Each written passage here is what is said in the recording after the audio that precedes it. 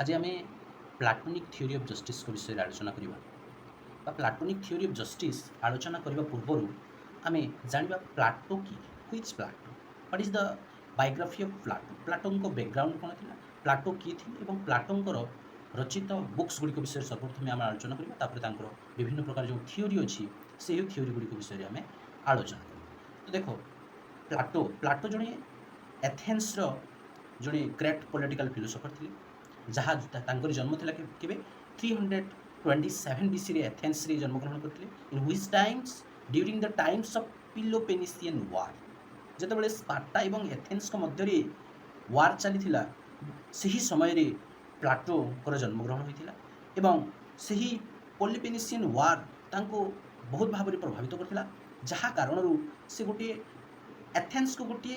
Ideal state create करने चाहते गोटे आइडियल स्टेट गोटे आदर्श राष्ट्र गठन करने मुख्य लक्ष्य था तो से जड़े he is the talented student of Socrates and the teacher of Aristotle means he is the father of political science father जहाँ कहूँ से टीचर्स थे किए प्लाटो थे Socrates students and the teacher of Aristotle's एवं से जड़े आइडियलिस्टिक एवं यूटोपियंस फिलोसोफर्स थे आइडियलिस्टिक एंड यूटोपियंस फिलोसोफर्स थे एवं तांकर तीनोटी प्रमुख पुस्तक रचित करते प्रथम T the Republic the law and the statement Republic the law and the statement तांकर मुख्य कथाटी थिला गोटे eudaimonia means self sufficient happiness provided करवा यह तांकर गोटे छोटिया बायोग्राफी बा बैकग्राउंड आम ए आलोचना करवा platonic theory of justice basically Plato wing to make Athens an ideal state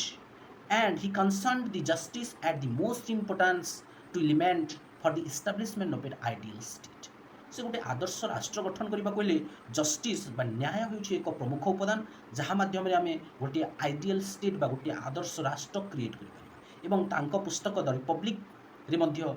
यह से वर्णना किपरि भाव आम गोटे आइडियलिस्टिक स्टेट गठन कर Plato before giving his theory of justice first he rejected all this theory of justice those existing at the time of giving proper reasons से निजर थ्योरी ऑफ जस्टिस को कहवा पूर्वर से देइथिबा सही समय देइथिबा विभिन्न प्रकार विभिन्न फिलोसोफर्स मानकर प्लाटोनिक थ्योरी ऑफ जस्टिस को से कौन करते रिजेक्टेड करते मुख्यतः एठारे तीनोटी देखा मिलता है प्रथमटी हूँ traditional theory of justice second हूँ radical theory of justice and third रे अच्छी प्रैग्मेटिक्स थ्योरी ऑफ जस्टिस आम ट्रेडिशनल थ्योरी ऑफ जस्टिस दुईटी पॉलिटिकल फिलोसोफर्स नाम अच्छी गोटे हूँ सेफालस आउ जड़े हूँ पोलीमाचस तो देखा सेफालस कौन कहते justice means what according to Cephalus justice is to speak the truth and pay one डेप्थ according to Cephalus justice is the speak to truth and pay one depth that means what यार अर्थ होची जे justice कहिले आमे कोन करिबा truth कहिबा सत्यता कहिबा but Plato कोन करथिले टोटलिटा को rejected कर दिथिले देन प्लाटो से if someone reveals to secret of his country by speaking truth to enemy then justice cannot established according to Plato if someone reveals secret of his country by speaking truth to enemy then justice cannot establish आमे जदि कहिबा जे जेतेबेले गोटे कंट्रीर गोइंदा संस्था जदि दुईटी country विषय जेतेबेले कलह देखा युद्ध देखा युद्ध परिस्थिति अच्छी से समय जदि आम जो कंट्रीर एग्नेस्ट जो थी से कंट्री जदि किसी पचारा आम जदि आम जो सिक्रेट कथा थी सिक्रेट जो थी जदि आम सत्यता कहीकि जदि आम इनफर्मेशनटा देदेबा आम कंट्रीर देन से कंट्री नहीं जीव पुणी आमको से ही हिसाब से कौन कर अटैक कर तेणुक प्लाटो कहते ये आम सिचुएसन अनुसार आमको ट्रुथ कहवा कथा सत्यता कहीदेवा द्वारा ता जस्टिस इस्टाब्लिश कर माने तेणुक से यही ट्रेडिशनल थ्योरी ऑफ जस्टिस बा सेफालस को देथिबा थ्योरी ऑफ जस्टिस को टोटाली क्रिटिसाइज करथिले एवं ताको से रिजेक्टेड करथिले आउ जड़े ट्रेडिशनल थ्योरी ऑफ जस्टिस तांको पुत्र सेफालस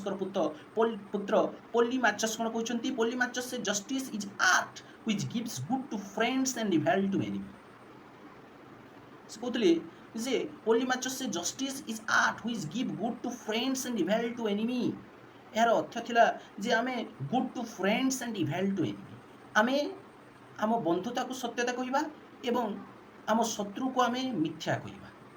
বা ଗୁଡ୍ସ ଟୁ ଫ୍ରେଣ୍ଡସ୍, ଗୁଡ୍ସ ଫ୍ରେଣ୍ଡସ୍କୁ କ'ଣ କରିବା, ଆମେ ହେଲ୍ପ କରିବା, ବା ଫ୍ରେଣ୍ଡସ୍କୁ କ'ଣ କରିବା, ଭଲ କହିବା ଏବଂ ଅନ୍ୟମାନଙ୍କୁ ଏନିମିମାନଙ୍କୁ ଇଭେଲ୍ସ କହିବା।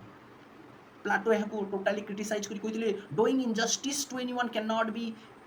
ଏ justice, can not be established a justice. ସେ କହିବ କାହାକୁ କ୍ଷତି କରିବା